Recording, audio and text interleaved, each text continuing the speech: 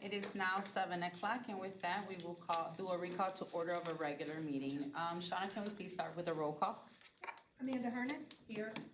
Andre Powell, Here. Steve Byers, Ariel Owens, Present.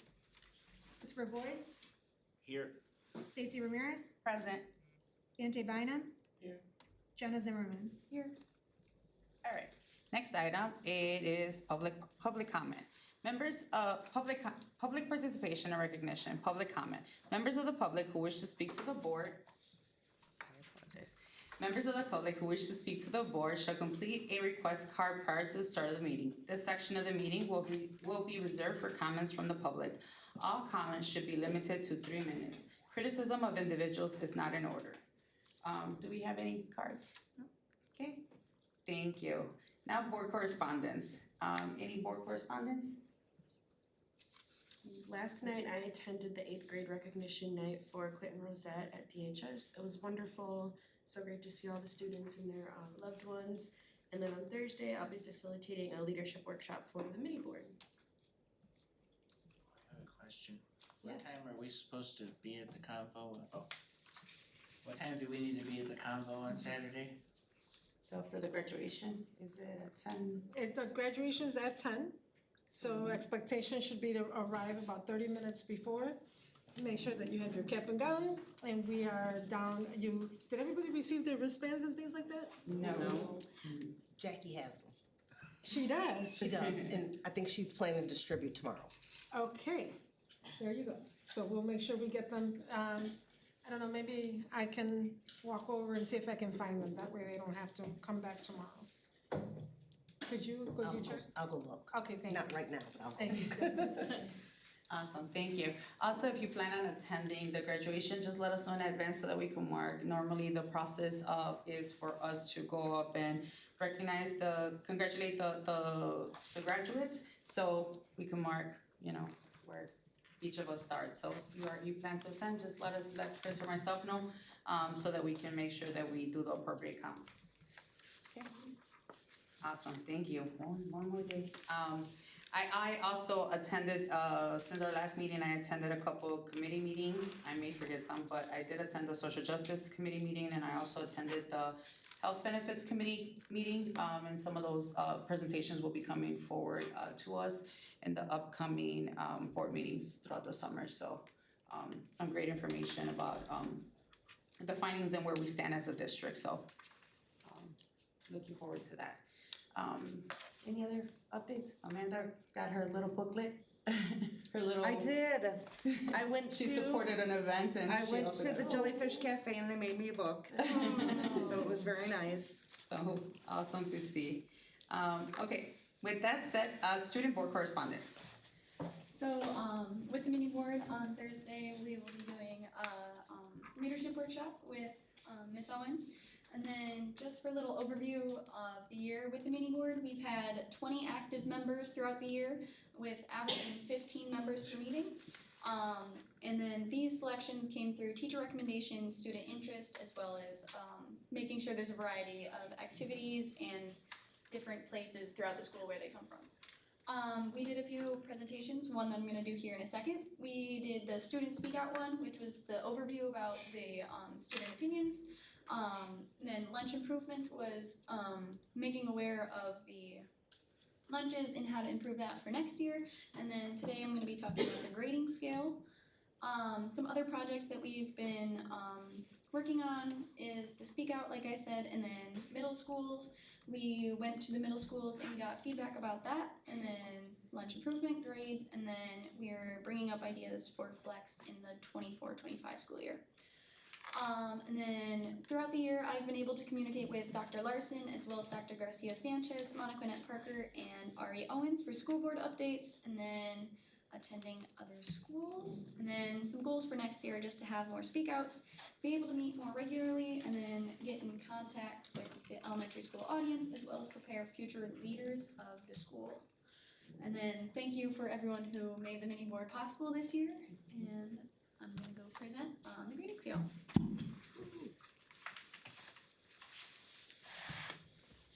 Okay, so this grading scale, feedback and response, This was just brought up during a few mini board meetings and was also mentioned at the Speak Out.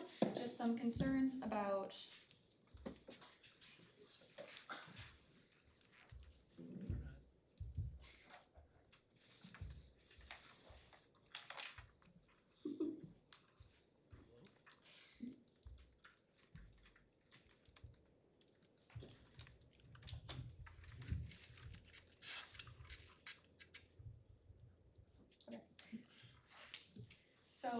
the concerns that were brought up were just that there was a bias towards certain type of learners, either it being people who do really good on tests, people who do really bad on tests, people who do their homework, people who don't do their homework.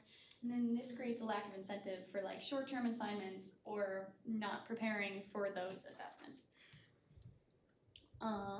So in the survey, we asked about who would benefit from a mandatory study hall, their thoughts about the current grading scale, and then the scaling or other ideas to make the grading scale. So this was sent through an email blast. 236 students responded, with 41% of students highly benefiting from a mandatory study hall. And then the average students on the scale of 1 through 10 thought that the current grading scale was around a 4.91. So not super great, not super bad, just in the middle. And then if the grading scale were to change, the 55.5% thought that a decreased scale was better than the other ideas presented, such as a standards-based or like a higher scale of like an 80-20. Additionally, the type of learning that was preferred by the students was independent work with hands-on projects at a close second. When talking to the school administrative team, for the next year, they're gonna look at making sure that retakes on all assignments will be available, a mandatory study hall at some point in hopes, and then assessments will be regular, as well as weekly updates on the grade book, just making sure that those grades are getting put in, so that students can be actively checking their grade book, as well as hiring another math interventionist. So this hopefully will help improve assessment scores, provide additional support, and then increase the knowledge of the topic instead of just learning for the test, as well as not overloading students with homework. Yeah, and that's it. Thank you.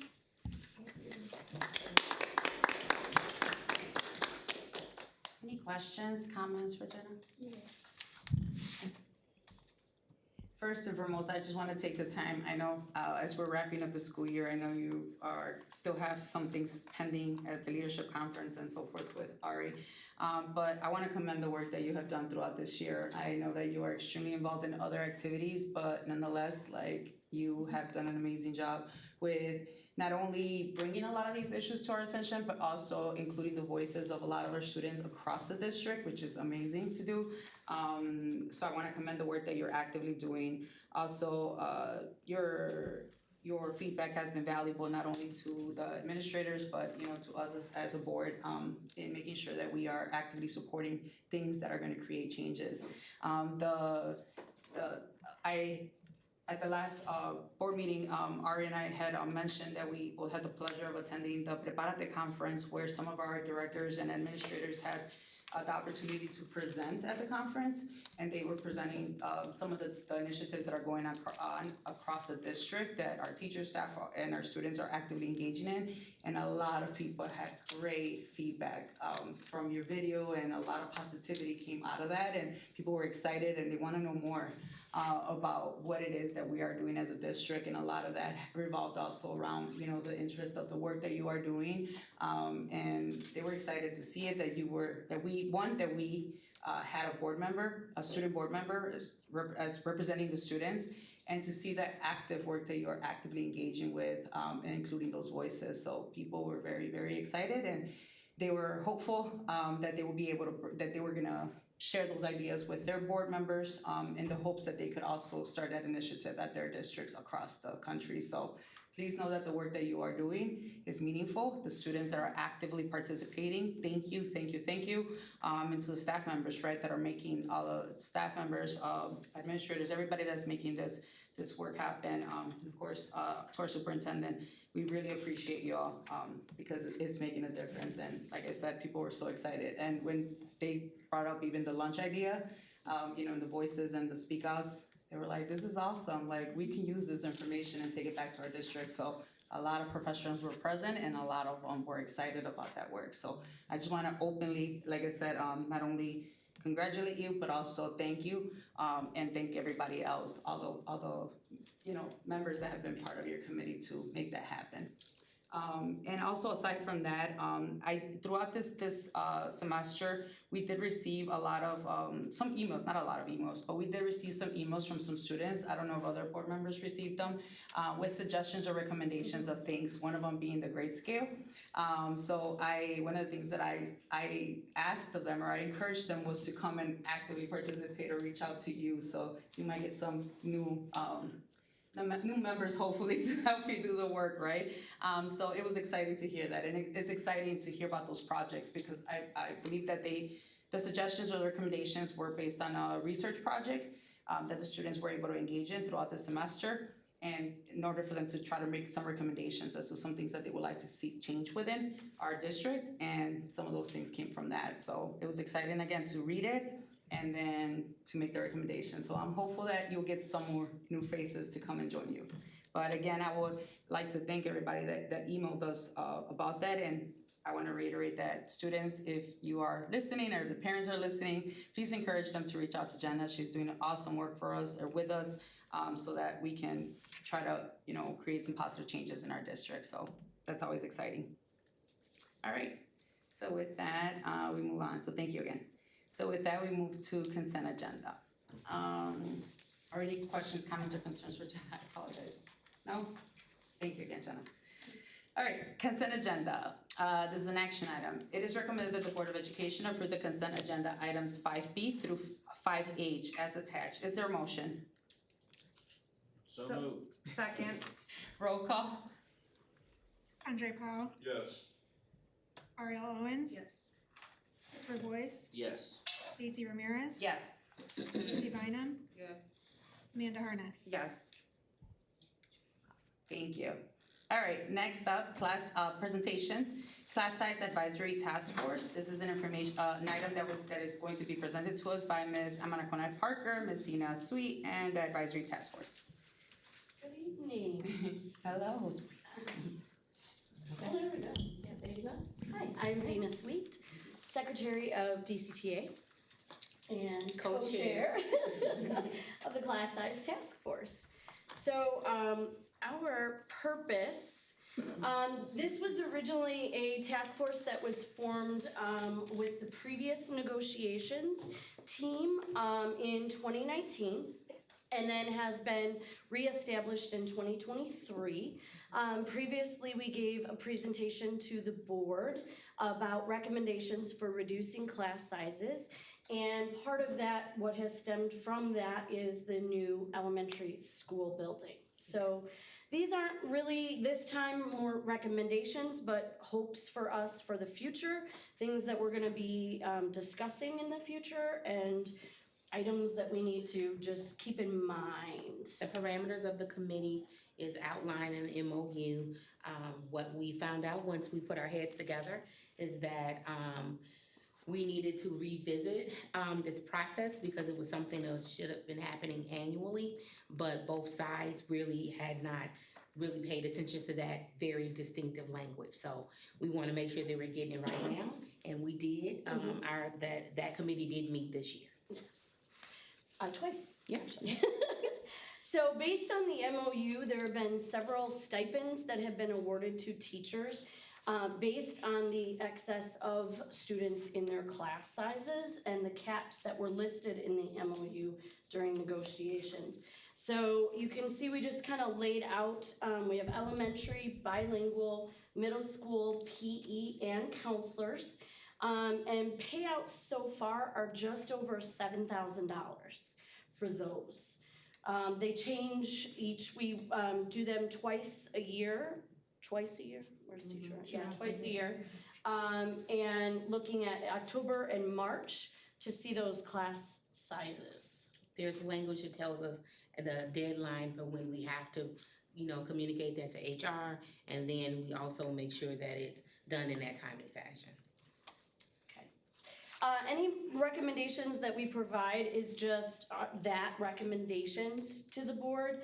The committee will be working throughout the next 4 years to continue meeting, talking about our needs, what we need to do to move forward, because with the implementation of the new elementary building, the only thing that will start to happen with class size is at the elementary level. So then we still need to talk about what are our next steps moving forward for middle and high school.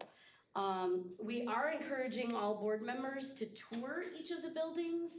On the last slide, you'll see just some very brief, short little things of some spaces where teachers are working from with students. And I mean, some of them are literally closets, in our district. So that's tough. So our goals, every year, the committee chairs will update you guys on recommendations and progress. The 24-25 school year, we would like, since the new elementary is not opened, class sizes will remain the same this next year. Go ahead. So the current thresholds are for K through 5, 28, so they're gonna remain there. We will get to 25 or below once the new school is online. And grade 6 through 12, we're going to keep it at 35. With ultimately that being one of our biggest goals, to get that 35 number down. We know that it won't happen realistically within the next few years, but that is something we should never take our eye off of, because we know that smaller class sizes have been proven to be more conducive. We also recommend continuing to approve some FTEs as needed, and then continuing to award those stipends to those who are exceeding the average class sizes. We also talked about some considerations, our two-way dual language program, our special education programs, our bilingual classrooms, and then Malta, based on its size, those classrooms already have a cap of, I believe it's 22. It's 22. Yeah, so just keeping that in mind as well. So Malta will continue to be at 22. We don't see, unless there's an addition, miraculously we get some money and we can add to Malta. It was going to have to stay because we can't overcrowd the actual, square footage. We also have additional spaces right now. We know that right now we are using mobiles at 5 of the buildings, and our goal is to phase some of those out. And just continuing working with the FFC in conjunction to present with them as well. So, and then as you can see, just a couple little spots here and there that are pretty teeny tiny. Are there any questions? Do you think the mobiles will be able to better be phased out with the new school opening? So I do believe that some of the mobiles will Okay. be able to be phased out, not all of the mobiles, no. And that's my belief, but I'm saying I'm with that's you. my We belief. can't really, I know, I'm But, throwing a question that's right, just, I I know. Well, obviously, over at Lincoln, we can't, Yeah. because they're already reduction in size, so we need to keep theirs to maintain, the library and, Music. Thank you. And then the other one would probably be Little John, and the only reason that we need that is because it's a two-way dual language school, and so in order to maintain a 3 section school, we'll need that to maintain the classroom for music and et cetera. Other than that, the goal is to, as stated previously, the other 3 will come down. Any other questions? Thanks Thank again you for for your time. everything Thank that you all are doing. We'll see you next year. Thank you for the work that is being done, and I know that it takes a lot of effort and schedules and all that stuff. I attend a lot of the meetings that are going on, so I know that you're all actively working on these initiatives. So thank you again for all the efforts that go into all of these task forces and committees. We appreciate it, and we appreciate the collaboration from DCTA as well and the other unions. All right, next one is the end of year strategic update. All right, I'll kick it off for the DEI department for the sake of time. So, as you all know, we come before you with the end of the year, middle of the year, and beginning of the year strategic plan. A strategic plan is just that, a plan. The strategic planning committee meets 3 times a year as well. We just had our last meeting last week. We are looking to possibly include 4 meetings for next school year, and that is because we need to, as with any plan, we need to go in and update it and make sure that we are on target. So with what we said, basically, we're doing what we said we're going to do, and just update it with some additional strategies, considering that every year you should do that. So I'm going to start with giving DEI's update, and then we'll go right into our end of the year actual data. So DEI, one of the main goals was to elevate student voices, and I am very proud. I believe that I am most proud of working in this district for this reason, because we are allowing students to drive decisions in various ways that absolutely was not evident. It did not exist a few years ago. Having just ran into a former student that is 21 years old at a restaurant not even an hour ago, I can tell you that student had a very different experience than what our current high school students are having, because not only are we allowing students or empowering students to choose like food service companies and participate, but our students participate in teacher interview panels. That is something that is almost unheard of north of 80. In our state, anywhere. Our students actually from high school, we start 3rd grade and up. High school students are able to sit and look at the top, sometimes 2 or 3 candidates that are being interviewed and weigh in on that teaching style, weigh in on that person's approach when they came into the room. So that's super important, a goal that we had, and I believe we've achieved in some areas. We also I've also been able to use my expertise as a former school leader to observe several principals, and also based on those observations to lead several professional learning opportunities that I created and facilitated, particularly in the area of them being able to create DEI professional learning opportunities for their staff. Again, in the past, we just would come up with something at the district level, and everybody has worked on a job, it's real difficult for somebody who don't do your job every day to tell you how you should be doing your job. And unfortunately, in the past at the district level, that is what was done. But this time, we are allowing teachers surveys and their readiness to tell us what they need, as well as looking at data and actually exposing those equity gaps and having professional development specifically targeted to those cohort of teachers. And then last but most certainly not the least, our school leaders have completed 6 clock hours per month in continuing education activities. Y'all don't understand how big that is. That is huge. That is a huge thing. I am happy that we have a department, the DEI department, that can be hyper-focused in the area of professional development, because it has been timely, relevant, cyclical, and most of all impactful for a more positive school environment. Tia? Thank you. Good evening. We will highlight the teaching and learning goals and progress. As you know, the Department of Teaching and Learning really are the tenants of so much of the work for the district, so we're very happy, pleased, and honored to be here tonight to highlight that. For student achievement, we have many goals, but these are the pillars of the work that we have built upon for this year. Addressing low literacy performance through instructional approaches, focusing instructional conversations around data and supporting PLCs and our school improvement processes. That also lends itself, of course, directly to our strategic plan. We also continue to develop and articulate our 2-way dual language program, which we are so proud of, and watching it grow before us to support our students is very powerful to watch, and watch the building leaders and the teachers embark on that journey. And through those strategies, we have expanded our professional development, conducted literacy lesson studies with our ELA teachers at the middle school level, and also provided monthly data snapshots that help focus those SIT meetings through measurable student outcomes. Good evening, everyone. I'm not feeling so great, so I don't know if you want to be next. And I'm not trying to get out of the dunk tank tomorrow. So being financially stable with an equity lens, as you all know, PLTW is up and going, and thank you to Meta, because Meta has been able to provide us a lot of financial support. Thank you to Mike Trevelyan as well in helping us find those grants so that we can use grant dollars as opposed to our local funds. So we are really keeping an eye on that.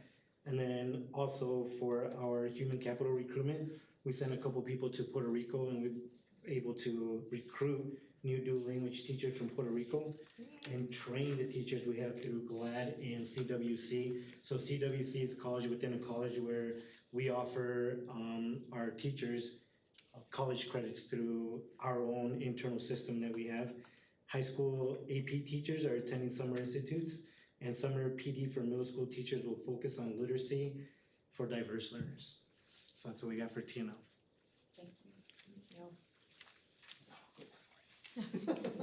Don't fight words.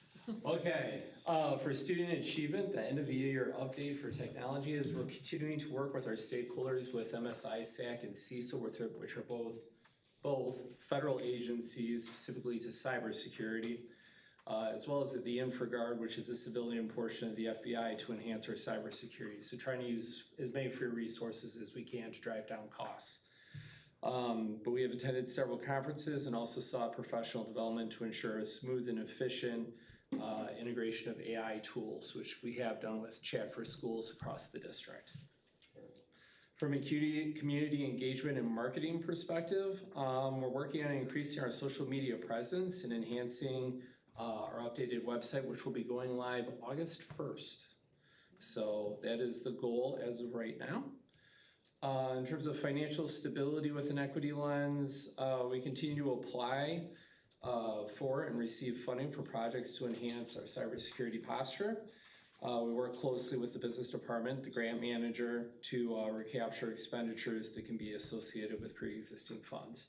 So there are several upcoming potential funding mechanisms we can use for cybersecurity, both through the FCC as well as waiting for the state to approve their budget.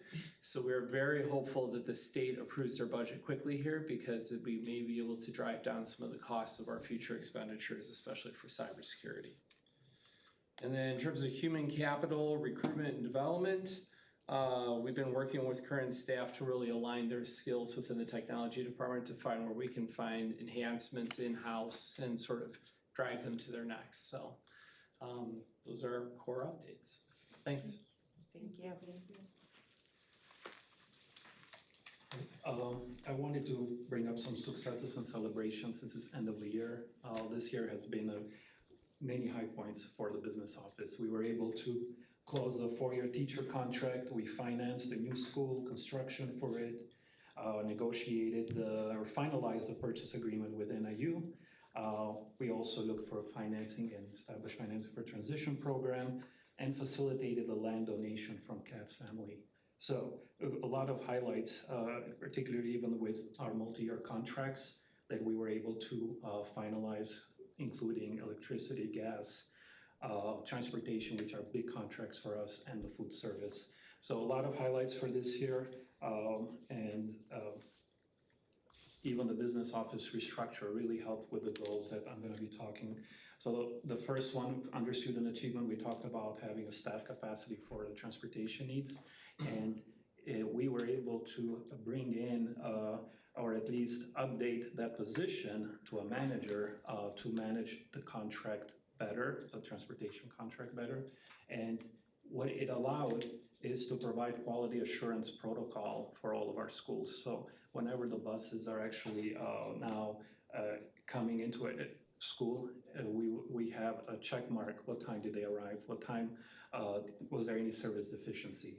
We are collecting this information because next year we will penalize, under the new contract, we will start penalizing that transportation vendor for any service deficiencies. So our second strategic priority was helping the community with financial information. So what we do day-to-day basis, we focus so much on numbers, so we have some difficulty sometimes explaining that and talking, let's say, the community language. So we're working on it. We're getting FFC involved and other stakeholders involved to really digest the information better.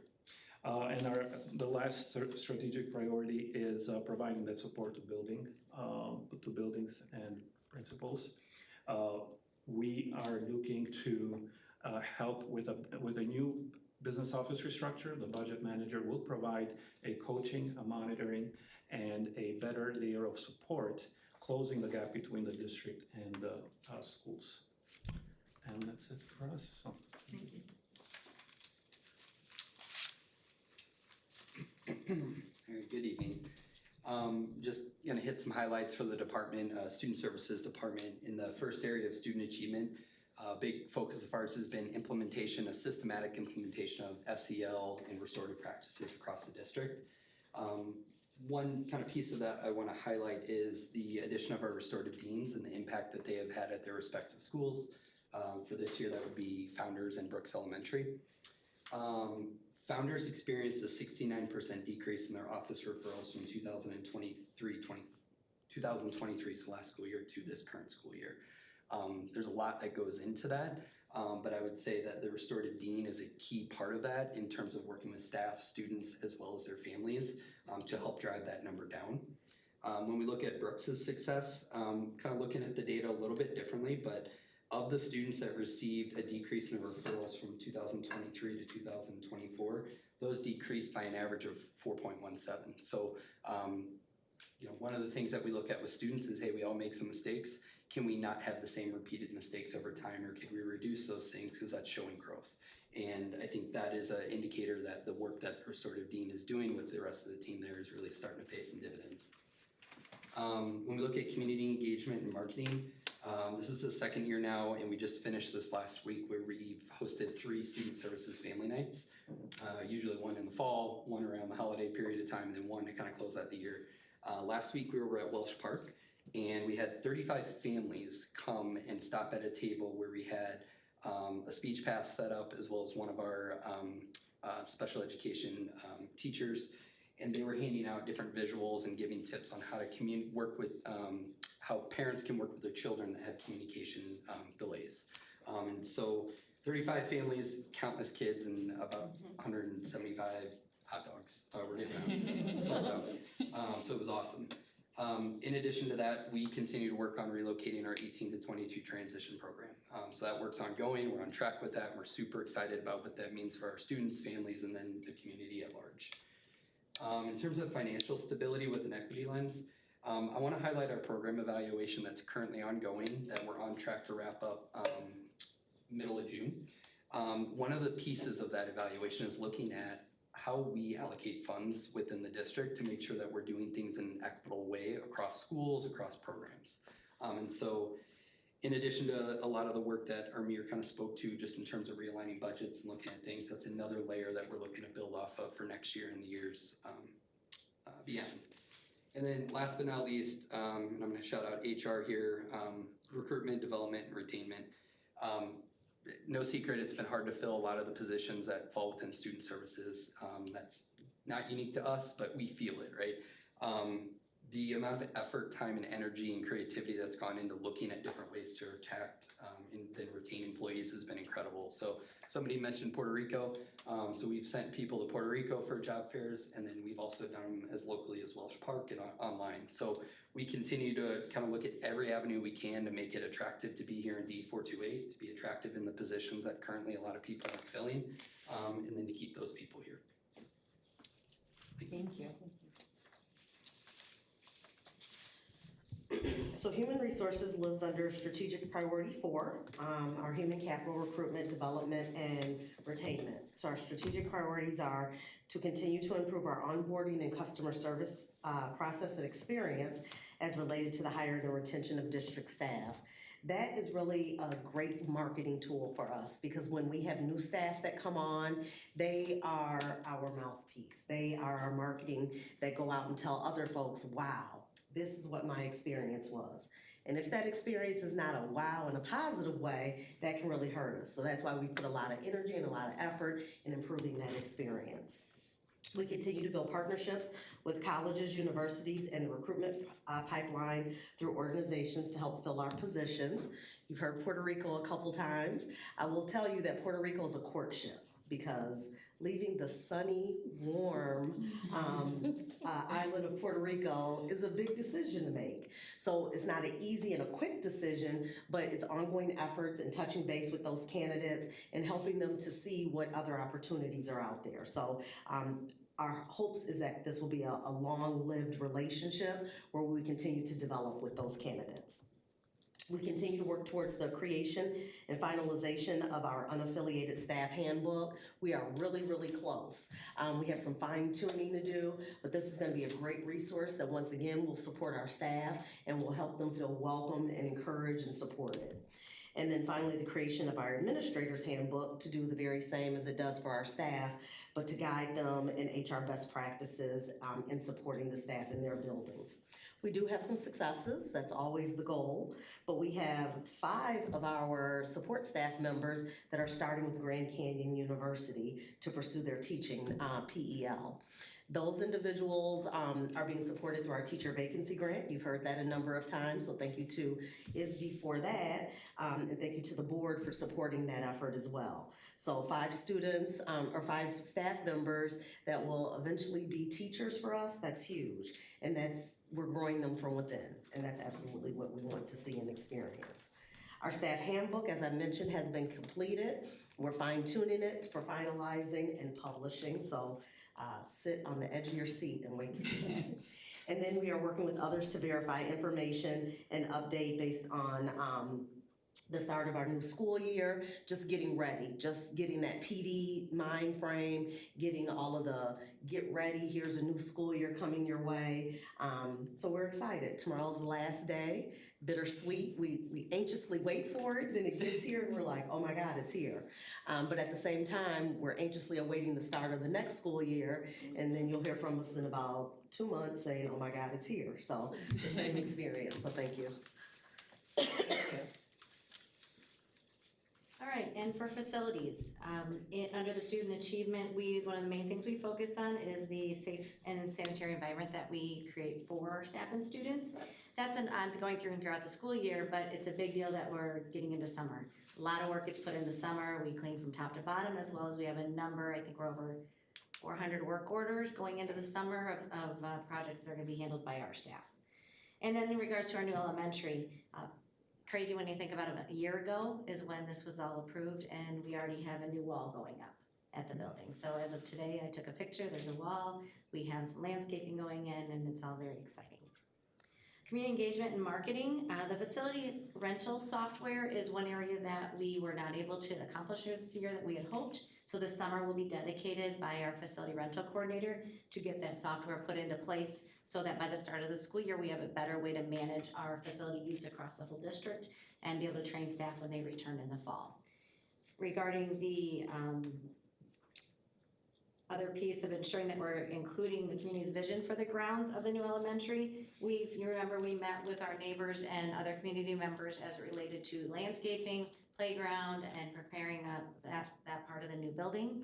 And again, got their input. They wanted trees and things being planted as early as possible, especially on that east property line that backs up to some of the neighbors. Those trees are in, so they'll start to grow and start to develop before the new building even opens.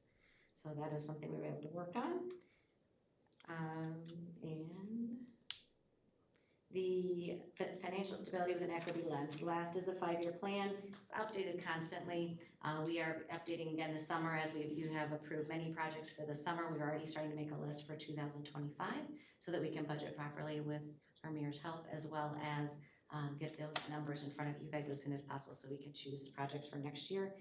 And then regards to the new elementary, we're still under budget. We're still making progress. Obviously, there's always some bumps in the road with a project this size, but nothing that's really unexpected that we're too concerned about managing.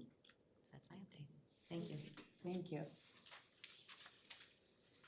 Any questions, comments? I guess I've got one question. So in regards to the data from schools with restorative deans, we were talking about how founders experienced a 69% decrease in office discipline referrals. Now, I guess my concern with that data is more, at least my experience when I've gone on school visits, my experience when I've talked to teachers from that building, my experience when I've talked to parents who have kids in that building. None of their experiences, none of my experiences have matched that. So I guess I'm more wondering, could this be more like a low unemployment number where it's not that people aren't unemployed, people just aren't looking for work anymore. And in this case, teachers just aren't sending kids or writing students up to send them to the office anymore because they don't feel anything's being done. So I guess how do we navigate that and knowing whether this is really being effective or people have just kind of given up on even trying? So one of the ways that we're gonna end up finding out, we have a delayed finding out of some of those things. As you know, our staff and teachers and parents and students, they take the 5 essentials data. So the 5 essential data as well as climate surveys, which will be given out to staff at different points, will tell us more data. The 5 essential data won't come out until October. So we won't find out the actual, like from everybody that could have been polled until that time.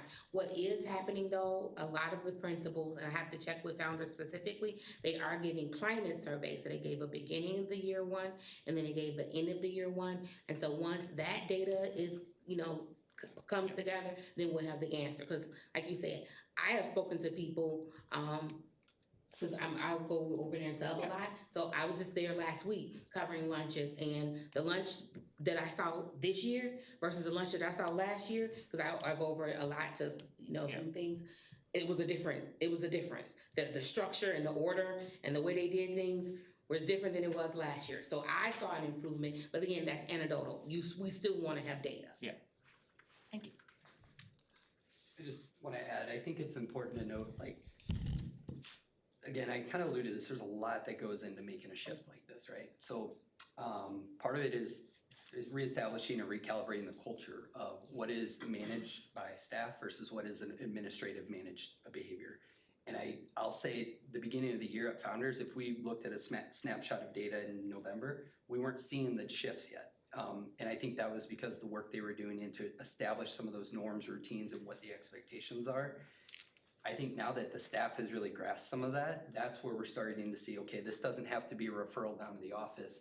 I've got some tools that I can address this really quickly, keep the kid in class, and not have that disruption of instruction. So I don't want to paint a picture that everything's perfect and, but I think what we're seeing is the payoff of the work that is going in and the buy-in that is starting to happen from staff, from students, and from families around that. And I also did some coverage of lunches and stuff like that, small sample size, but I do want to say the building team has really put in a ton of work to making sure those routines and expectations are established there, and that's a credit to the whole group, not just a restorative dean.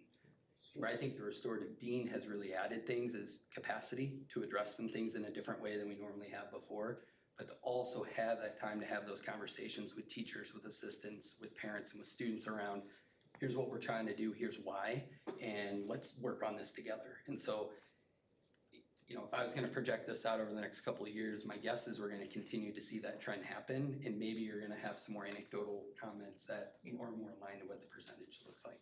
Thank you. Thank you. Any other questions, comments, concerns?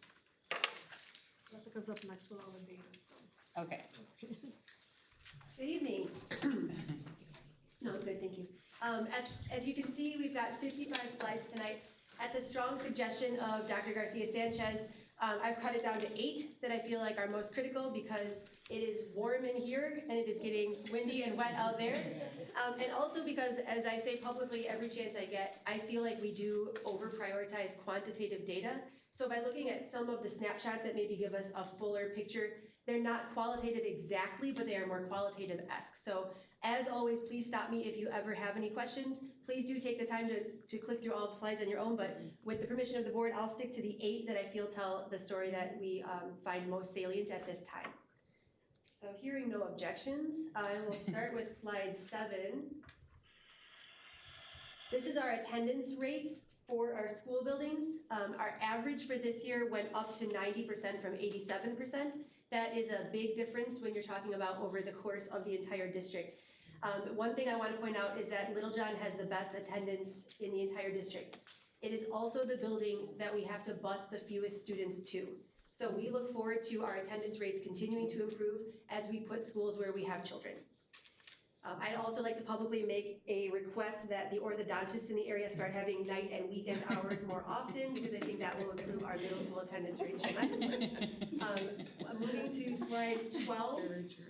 This is our, no, I'm sorry, I must have hit the wrong one. I'm looking for our math growth, which is slide 13. Look at 3rd grade. Again, this is the slides with the orange and black, where the orange is like a light switch for growth, where students met or did not meet their growth goal, orange being the percentage of students that met their growth goal. And the black bars are the amount of growth that our students made compared to the amount overall that you would expect students in that grade to grow. So the black bars also give credit to students who grew 20 points when they were expected to grow 7, but it also gives credit to students who grew 9 points even if they were expected to grow 10. So the kids that were very close. I like the black ones better. Always our middle school data looks outstanding, but our 3rd grade data is really great. And we've got another slide that digs into that a little deeper. And this is an assumption, I think it's a good one. This is the 3rd year we've had our new math curriculum. So we believe our 3rd graders and our instructors are now becoming significantly more familiar with it. It's feeling better, and we're seeing the results in our numbers. So we're very excited. Anytime you're implementing new curriculum or new anything, you're gonna have an implementation dip. We believe this is a harbinger of good things to come. If I skip to slide 19, and again, stop me if I'm going too quickly. This slide looks similar to slides you've seen before, but we took a little bit of a different approach. Again, because I realized I keep saying I want to talk about qualitative data, and no one's stopping me, so why am I not? So I took a look at this slide, and as I think the board has heard me say, I am very frustrated with and sad about the fact that our students who come from families that qualify for free and reduced lunch have worse educational outcomes in our district. However, looking at this a different way, 8% of students in our elementary schools who qualify for free and reduced lunch are not only meeting the grade level benchmark for reading, they are far exceeding it, and they're in our top quartile. That's 166 students in this district. So I looked a little deeper, and I will tell you that those 166 students come from every grade, every school. Some are in our 2-way dual language program, and some are in our 1-way dual language program, and some are not. Some are male and some are female, and they make up, there are students in that 166 from every racial and ethnic group in our district. So we have students that statistically should not be doing as well as they are. So the Teaching and Learning Department is committing to surveying our families, not only those 166 families, but surveying our families to find out, when you have a student who is successful in our schools, what are you doing to partner with us? Because we have reason to believe that our students are getting roughly the same thing, right? When our students come in, we don't ask them if they're in that N column or the Y column. So if they're getting the same thing, why are things working for some of our students in the Y column? Does that make sense? Mm-hmm. So it's time for us to do the qualitative digging and find out so that we can figure out what's working and replicate it. Skipping to slide 23. This is really good data looking at our Spanish reading percentile groups. If you look at 3rd grade, those students are in our 2-way dual language program, and what we know about students in that program is that some of them speak Spanish at home, and some of them speak English at home, and some of them speak both at home, and they're both, all of those groups of students from all of those linguistic profiles are learning English and Spanish at school. Research tells us that by 5th grade, the growth they're making in literacy should start to multiply, and while they might start out looking like they have slower growth in both languages, there will be a multiplicative event occurring. They'll explode in both, right? And what we're seeing is in our program, it looks like that's occurring even sooner than 5th grade. The research says we can expect it in 5th grade. It looks like it's starting for us in 3rd. So again, we're very excited, and we think that this might be a sign of very good things to come. So watch this space, because we think those kids are going to do great things. Slide 29 is perhaps the deepest data dive. I have to preface this by saying there are great things happening in many different corners of our district. We've got a lot of good things going on. But when we saw this data, we felt like we had to take a second, even on a stormy night, and call it out. So this is one of our elementary buildings, and in a third grade setting, 91% of students met their expected growth from fall to spring in math. Almost every single student grew as much as they're expected to or more. Look at the percentile groups, which is the upper right-hand corner. Only 18% of students were not at or above grade level. That means 82% of our kids were right where we wanted them to be for math. That's outstanding. And then down below is a graph that disaggregates those students based on those students that are English learners and those students that are not English learners. But the English learners are the bar on the right-hand side. So in this building, all of our English learners are in the 26th percentile or above, with 85% of our English learners meeting or exceeding the benchmark for math. So that's, I felt like it was really worth taking the time to call out. There's some amazing work being done. And I do believe our next step is to look at where do we see these pockets of greatness? What's the magic formula, and how do we get more of it?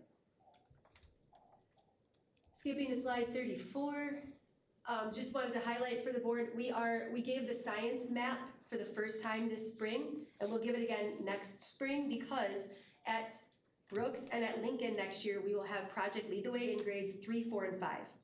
So this slide just represents our commitment to when we implement new programs, we are going to do everything that we can to ensure that those programs, that we know whether they're working or not, right? It's not a perfect experiment ever because we're not gonna randomly assign kids to groups. But here you've got 3 buildings, 1 control group where they will not have Project Lead the Way in grades 3 and 5, and 2 buildings where they will have it in grades 3, 4, and 5.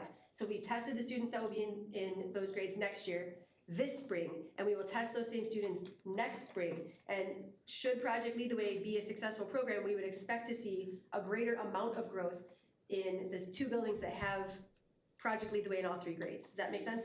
So we don't want to go into something that we will be committing resources to, even though, thank you very much, Meta, you're always listening. Thank you for providing us with the resources to bring this to our district.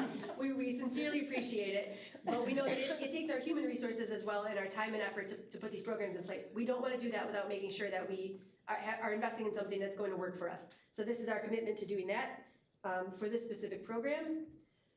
Slide 49. My only note says we are getting better, so I'm interested to see what it is I picked out. Oh yes, okay. This is our math percentile groups in middle school. And if you look at just the spring 24 numbers, we know that we are not where we want to be. But if you compare that to the other ovaled bar graph, look how far we've come in a year. In spring of last year, we had 10% more students in the red than we do now. So while we're not where we want to be, we know that we're not going to get to there unless we go through here. So let's stay the course. And then slide 55. This is our high school data. We very recently got data related to the SAT suite of assessments. And so this is the test that you would have taken, I believe. So good job, because DHS's scores improved, and our total mean score from last year, we went up 5 points, which may not sound like a lot, but the state of Illinois went down 11. So the delta between how DHS is doing versus how the rest of the state is doing changed by 16 points. And across all testers, so nationwide, potentially even internationally, we've gone up 11 points in aggregate. So we went up 5 and they went down 6. So that's still good. We did see a slight decrease in reading and writing mean score, but less of a decrease than the rest of the state. And we saw reading and writing, the percentage of our students who are meeting or exceeding the benchmark went up, and our math mean score went up 9 points. So that's exciting. All of this is also a preview, though, that next year we won't be able to share data like we did better this year than last because Illinois is switching from the SAT to the ACT. Okay. So we will not have, we will not have longitudinal data for you. So we want to make sure that you're aware that you won't see longitudinal data on how the high school, I know, it's a lot to digest. For sure, the SAT will still exist as an institution, so students who feel more comfortable taking the SAT will be able to do that on their own time, but the statewide test will be the ACT going forward. So we'll have to use concordance charts so that we are able to track whether we are doing better, staying the same, or perhaps need to improve. Are there any questions about the 8 slides I shared or the 47 I didn't? If you think of anything between now and the next meeting or any time in the future, please feel free to reach out. I'm always happy to come back and talk about data or the orthodontist or anything else. Thank you. Thank you. Thank you for doing that for us. I know that, again, it's due to weather. We know that we're under a tornado watch, so we appreciate you condensing it in the way that you did. But any questions from the board members? It's a lot of data that goes in, a lot of work that goes in, so thank you very, very much.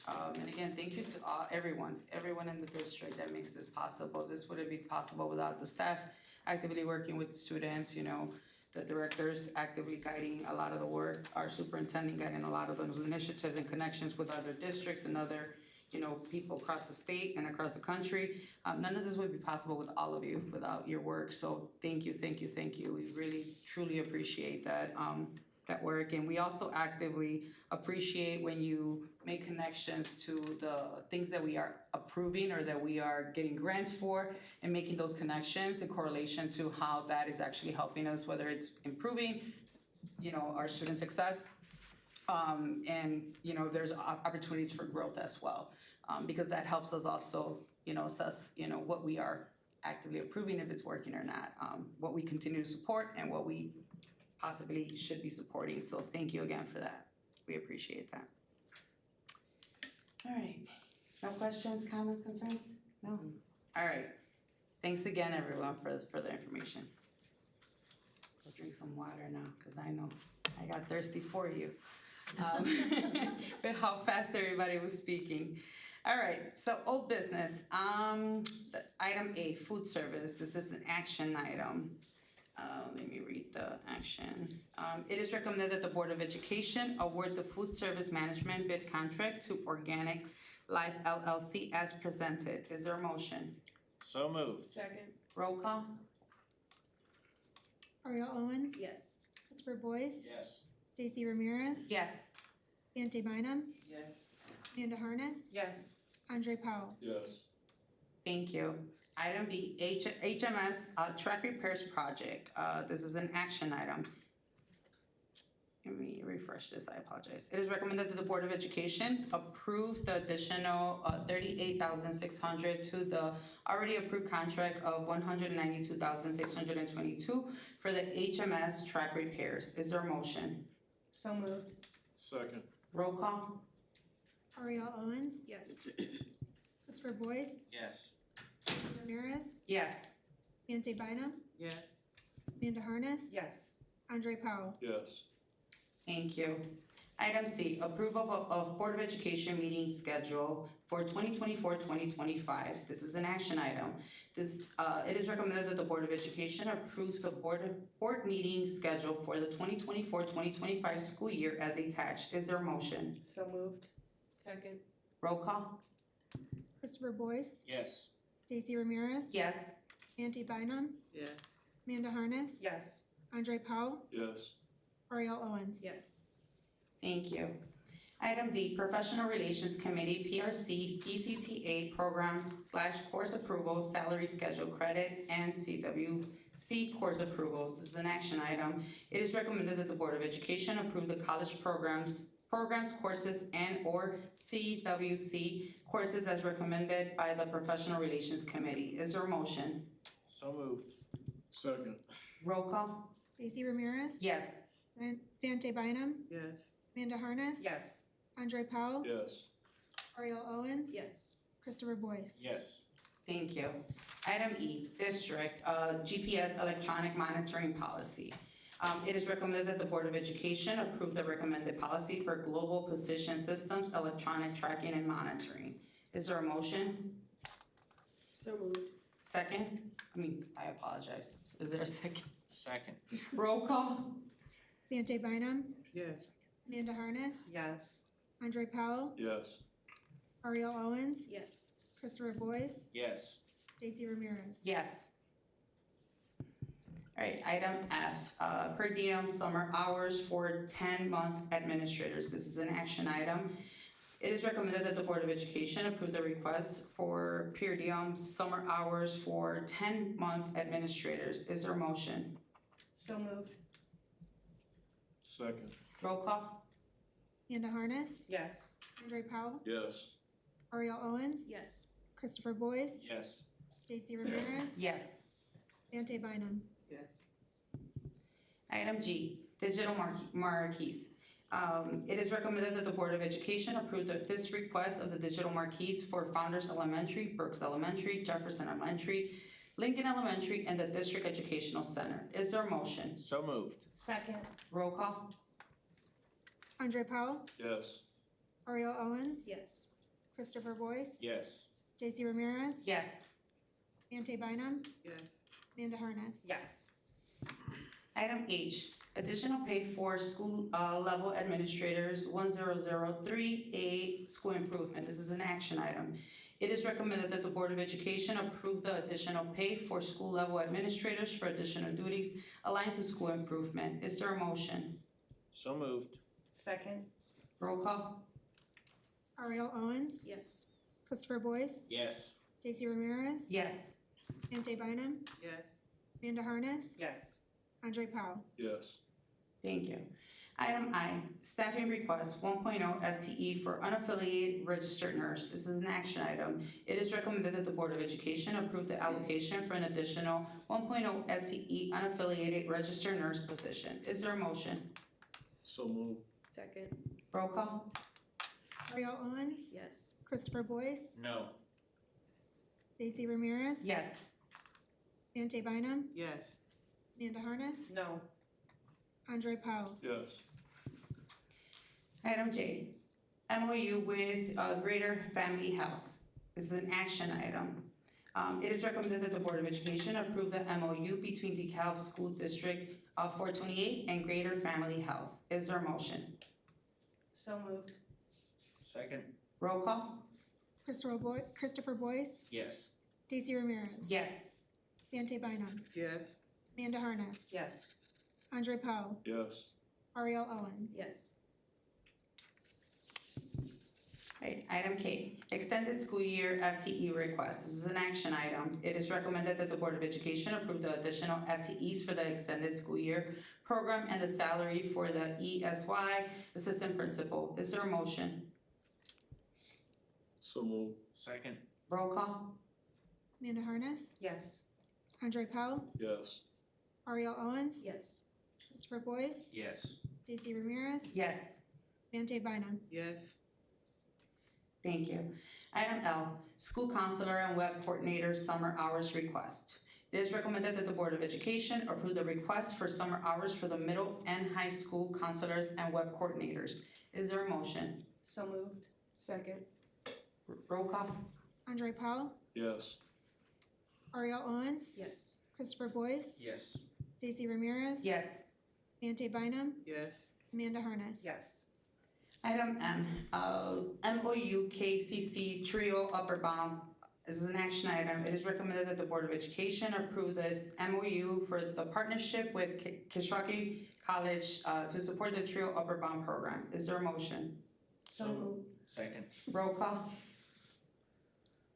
Ariel Owens, Yes. Christopher Boyce, Yes. Stacy Ramirez, Yes. Dante Bynum, Yes. Amanda Harness, Yes. Andre Powell. Yes. Thank you. Okay, future elementary school business, future elementary school updates. Any updates? Not at this time. Awesome, thank you. Okay, new business, PD travel for teachers. This is an information action item brought to us by, Mr. Billy Ware. Good evening again. So I have a couple of things here, just a little packet that we will share. I already shared with Minerva, so she doesn't get another one. It's okay, it's all right. So we're coming to you tonight to request information action because teacher vacancy grant has a time constraint on it. We didn't hire a recruitment retainment manager, unfortunately, so we had to move some money around. One of the things that we really wanted to make sure we did is send our staff to professional development, not just professional development, in-house, but something that aligns to what we're doing in our strategic priorities for the district. You can see there's some that are math, literacy, SEL, some are out of state, some actually 5 additional wanna go to the Elevate conference in Nashville where you already approved our pre-K through second grade teachers to go. So we'll have actually a group of 15 going. One of the big things with professional development that we hear over and over when we send people and we ask them how'd you feel about that, is that they feel a sense of rejuvenation, and like kind of now I know I can try something different in my classroom and now I'm not scared to do this or that. Professional development is huge in education, in our careers.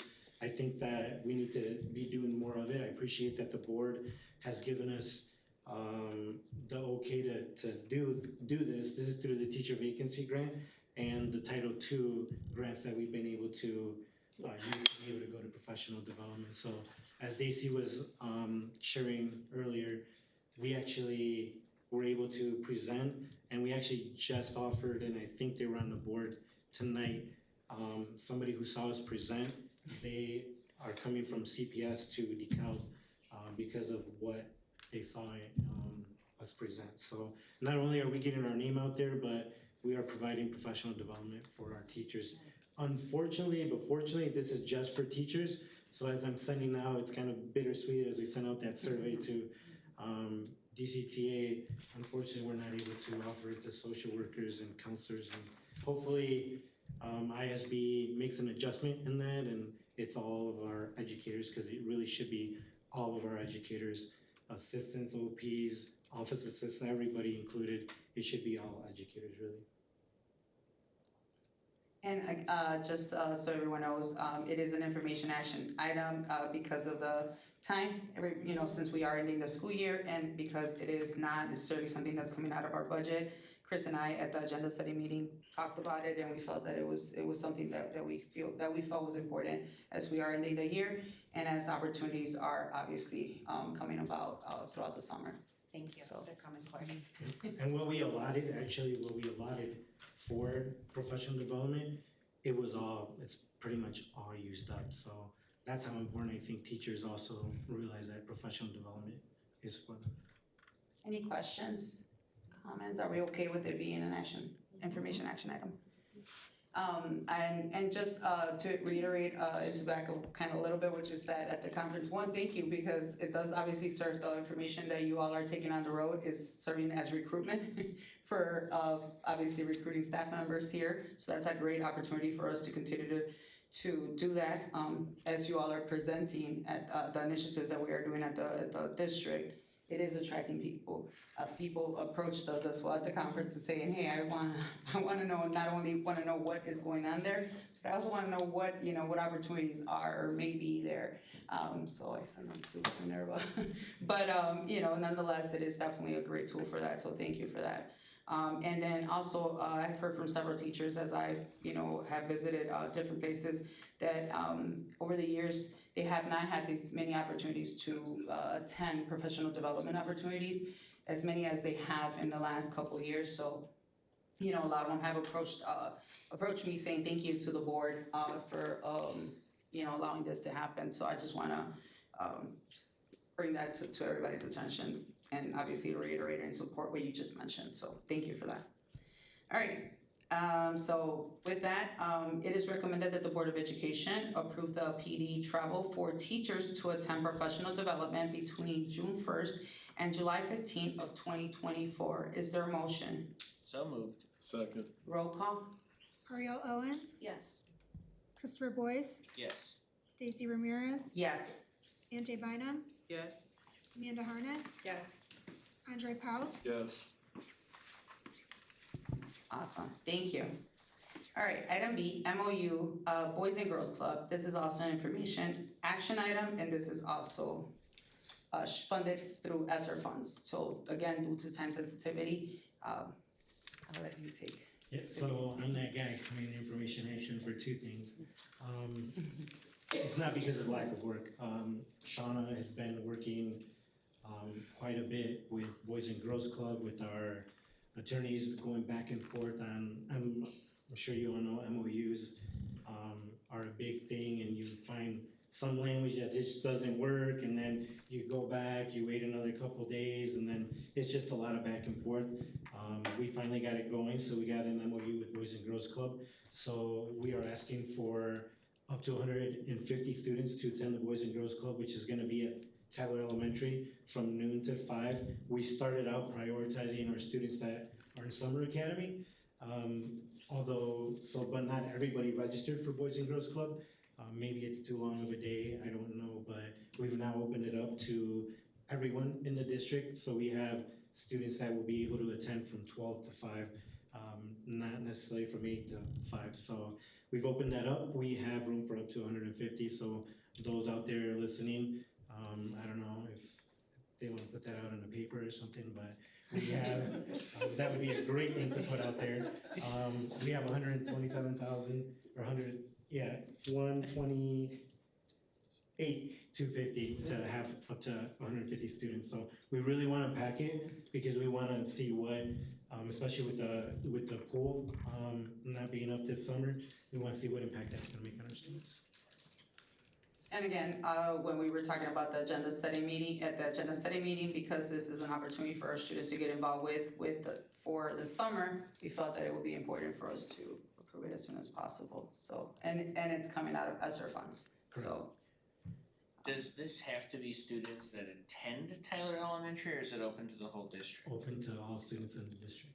It's just going to be housed K at through 5. K through 2. Yeah, so incoming kinders to incoming 5th graders. How will transportation to the program be handled? So transportation, if you attend Summer Academy, you'll have transportation. Unfortunately, if you're not part of Summer Academy, then you have to find your transportation there at noon and then be picked up by 5. Do we, having an equity lens with this one, do we feel that we're going to exclude a lot of students by putting the emphasis on the students to find transportation? Because I would say a lot of our students that would benefit the most from this are not within a good walking distance of Tyler. And a lot of those students that you're talking about are the ones who were invited to Summer Academy. After having low registration, we opened it up pretty much to everybody for about a week and a half. And we got about 130 to 140 students. But not everybody is wanting to participate in the after school program.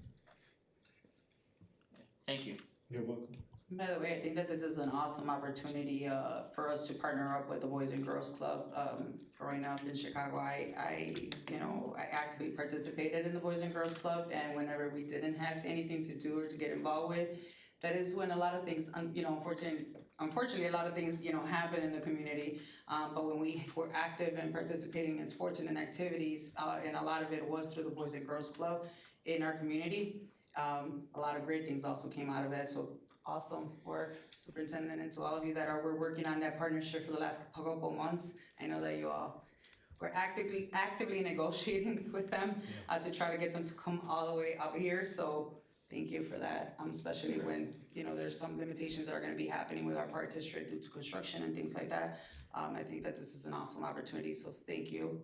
And again, to the families that are listening, if you don't have anything to involve the kids, this summer, this might be a great opportunity for you to sign them up for this. So we invite everybody to hopefully, we wanna have an abundance of applications, right? Rather than not having enough participants, so great job with that. Any questions? Comments, concerns? No? All right, so are we okay with this again being an information action item? Yes. All right, awesome. All right, so again, this is coming out of ESSER funds. It is recommended that the Board of Education approve the MOU for the partnership with the Boys and Girls Club to support the enrichment programs offered to our students this summer. Is there a motion? So moved. Second. Roll call? Christopher Boyce. Yes. Lacey Ramirez. Yes. Ante Bynum. Yes. Amanda Harness. Yes. Andre Powell. Yes. Ariel Owens. Yes. Thank you. All right, item C, Lifting Up LLC Service Agreement 2024-2025. This is an information item brought to us by Mr. Kyle Gurris. Good evening again. This past school year, this current school year, for another day or so, we have been partnering with a new kind of service called, through a group called Lifting Up LLC, kind of better known as Handle with Care. And kind of the premise of this is, it's an idea, the concept is to try and mitigate negative impacts of childhood exposure to trauma. And the way that this system works is that the district, actually particular schools and a few members of the district, myself included, every morning get an alert from Handle with Care that gives us information, really limited information, that there was contact the night before with the first responder for the student. That contact could be anything. It could be somebody fell and hurt their arm. It could be that there was the more tragic thing, there had maybe a death in the family, or abuse that police had to respond to, a fire. And it just basically notifies the school that there was a traumatic experience that may have been experienced by a student. It doesn't give any more information than that. It doesn't talk about what happened. It doesn't talk about anything. The idea, though, is to give school staff, and there'd be a select designated person at each school, notification that a student may need a check-in from somebody, or if that student is struggling throughout the day for a reason or is acting out of character, it allows the adult to have a little bit more of an inquisitive mind into, let's maybe take a look into what happened, talk to the student and see if there's more information that they're willing to share that we can help support them in. So the idea of it is to try and be as preventative as possible, try to be as supportive as possible to students, but it is something that is handled with care. We don't seek students out, we don't pry for information, but it does give us the opportunity to either be proactive, or if something happened with a student and maybe they're in an office talking to a principal, that principal can be like, all right, let me take in my list here. Okay, the student's 99 numbers, something might have happened last night. Let me approach this a little bit more with curiosity instead of judgment. And so what we found this year, up to this point, is we had 874 incidents that were alerted to the district from our community. 641 students were impacted. That's roughly about 9.64% of our students in our district had the potential exposure to a traumatic event this school year. It puts some numbers to, I think, what everybody feels, what everybody hears, what everybody kind of knows, that our students need support. So we would like to continue with this for next school year. The total cost would be $13,406, which we've already budgeted, local funding budgeted into a student services account. I think what we're looking to do for the second year of this implementation is really to hone in on, okay, we've got the alert, let's build out our trauma-informed interventions and continue that process. So one last note, and then I'll open up to questions. This actually came to us from State's Attorney Rick Amato probably a year and a half ago, saying, hey, this is something that we've seen be really effective in other areas, Peoria Public Schools, I think Rockford as well. So he actually, along with a representative from Lifting Up LLC, approached the district saying this could be something of interest, and I'm glad they did, because it's something that we added to our toolbox this year that I think helped us approach situations a little more delicately when we didn't know all the facts. Any questions? Consensus to bring this back? Yes. Thank you. Thank you. All right. Item D, staffing request 1.0 FTE for developmental communication special education teacher. This is an information item. All right, so as we kind of wind down the spring and we kind of close out a school year, in the world of special education, what we typically have is a lot of meetings where we talk about student placement, either going from going to a less restrictive placement because they've shown a lot of growth, or maintaining placement, or consideration of looking at a more restrictive, more intense supportive placement. Sometimes these shifts happen a little bit later in the spring, which is why I'm bringing an FTE request at the end of May. What we noticed in the data that we saw, in particularly coming out of our ELDC, is we had a lot of students that were referred for our developmental communications program, Jellyfish Cafe, at Brooks, and that number was higher than maybe what we would anticipate at the beginning of the year. So given the number of students that are currently housed in that program, given the number of students that we know are coming into kindergarten next year, and given school code, which dictates that we have to maintain class sizes of 8 or fewer per certified teacher, we could go up to 13 if we had a certified special ed teacher and at least 1 instructional assistant. So even looking at going up to the maximum of 13, which in a self-contained program is not an ideal number given the student height, student need, we'd be looking at starting the year with 24 of the 26 spots already filled. What we know for this program is we have a lot of students move in throughout the year because they might have started in a less restrictive placement to begin kindergarten, for example, and then we see that maybe that support's not enough. And so teams kind of work through that throughout a year and make referrals.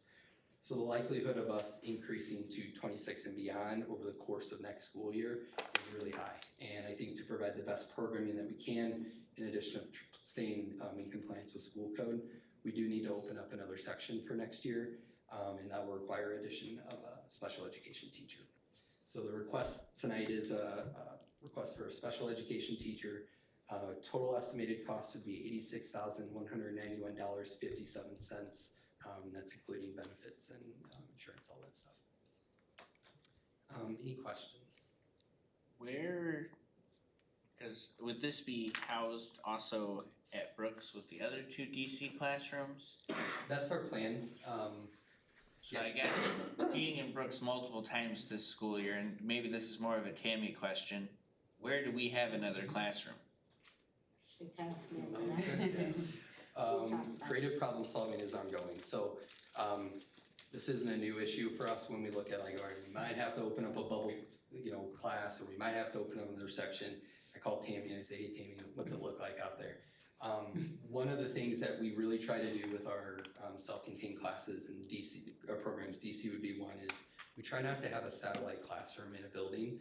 There's just a lot of benefits to having some collaboration and being able to strategically schedule students based on what they're working on.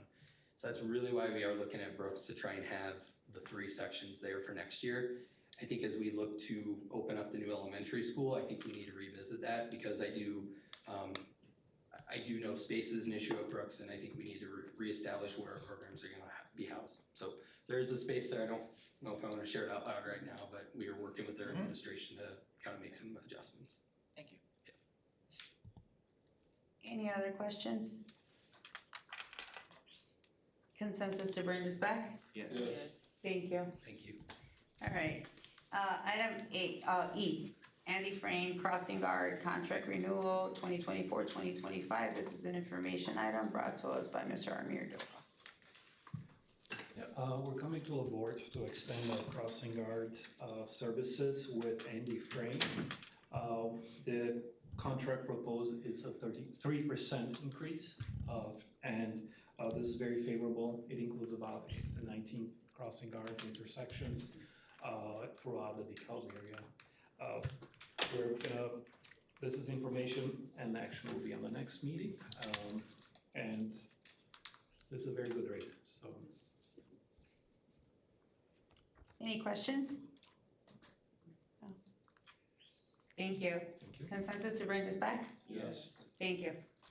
All right, item F, School Psychologist Contract MMC Education Staffing LLC. This is an information item brought to us by Mr. Kyle Gris.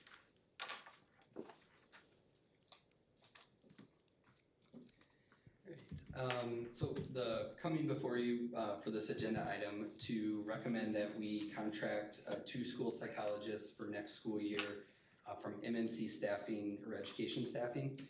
This is actually a group that we worked with this year. It was our first experience working with this particular agency that specializes in school psychologists and tries to really focus on making sure that that's their service.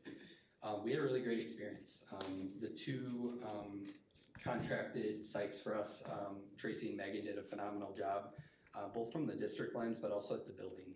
The administration and staff felt that they were really supported, which from a contracting service, sometimes that you don't know until you get there. So we are looking at, we had 3 unfilled psych positions this school year that didn't get filled, that we didn't have applicants for. So those were actually up for over a year. We will, right now, we have 4 openings for next school year. So By moving forward with these two contracts, we're able to fill 2 of those 4 openings. We still have work to do, obviously, but we feel like it's a good investment in terms of the services that we receive this year. We project we're gonna get good quality back again next school year. So the total cost for each contract, it's $129,600. Combining those two totaling up to $259,200, and that would be for the 24-25 school year. Questions? Questions? No? Questions? Consensus to bring this back? Yes. Thank you. Thank you. All right, next item, it is item G, PD requests Innovative School Summit, June 19 through June 23, 2024. This is an information action item. This was submitted by Dr. Donna Larson, Principal of DHS, and Ms. Sarah Montgomery, Director of Teaching and Learning. Good evening. This is an exciting opportunity for Dr. Larson to attend professional development in Nashville with KEC, and they will be highlighting and focusing on SEL support competencies, addressing the unfinished learning, and supporting data, and then they're looking at presenting at next year's conference. I think this is a great opportunity for us to continue our partnership with KEC and highlight the work that we do with them. It is free, so that's great. KEC is covering it. We are requesting that this is information action because this is coming up very quickly. And airfare is greatly rising, as we know from the teacher vacancy grant. Any questions about this? And again, Chris and I, when we had our agenda meeting, we talked about it again regarding, when it's coming out of KEC funding, so, and again, due to time sensitivity. So we're okay with it being an information action item? Awesome, okay. It is recommended that the Board of Education brings, it says right here, brings back this request for out-of-state travel and professional development for Dr. Larson to attend the Innovative School Summit in Nashville, Tennessee on June 19th through the 23rd, 2024 for approval at this meeting. So, is there a motion? So moved. Second. Roll call? Lisa Ramirez. Yes. Vante Bynum. Yes. Amanda Harness. Yes. Andre Powell. Yes. Ariel Owens. Yes. Christopher Boyce. Yes. Thank you.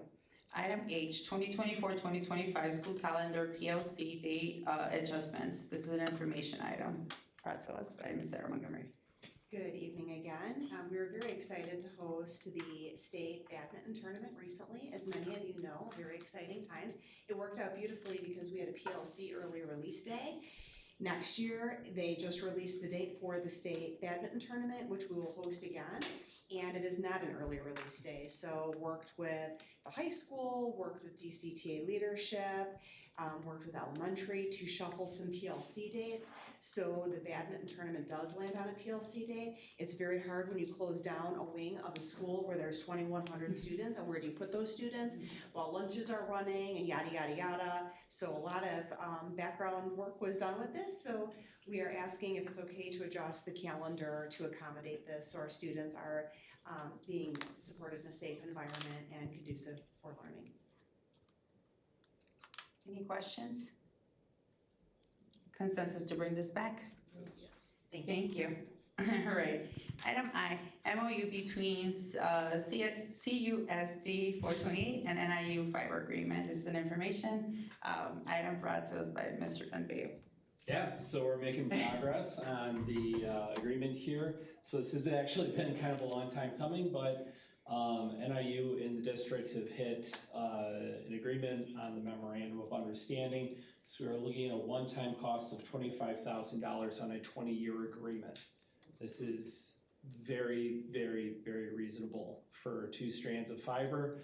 They will go from their co-location, where we also have equipment for the district and where we also get our internet access. And then it will go directly over to Mitchell Elementary. So this provides us the connectivity to that building and saves us a boatload of money. So our recommendation is that we move forward. Any questions about that? Consensus to bring this back? Yes. Thank you. Thank you. All right, and with that, the superintendent report. Ooh. Exactly, woo. Okay, this is it. We're down to 3 things that I'm very proud of. Number 1, summer academy with the Boys and Girls Club. As you've heard Billy talk about it, we want to make sure that we get our students out there. Parents, great opportunity for them to get out, do some activities, some learning, mind stretching things, and then some body physical things. Definitely a total wraparound experience. I highly recommend it, coming from someone who actually participated as a youth, next to someone else who also did the same thing. I think it's really important how things can change and how somebody can feel very connected to themselves and to others at their own age in a very positive environment. So, if you're interested or even have questions and you think you might be interested, reach out, talk to your principals or come and talk to Mr. Ramo. I don't know who else we need to talk to, but talk to somebody so that we can get your kids into the program. Next step, I want to thank Ms. Chambers from the 3rd grade class over at Founders. I was able to go do a secret reader there. Her 3rd graders were awesome, so was she. And got some great questions. They were active listeners. So thank you for inviting me to your classroom. And I'm open to other invitations. Feel free to do so to everyone, okay? Then finally, I was invited to name 2 Black teachers to be honored, to be representatives and be honored at the White House in Washington, D.C. a couple of weeks ago.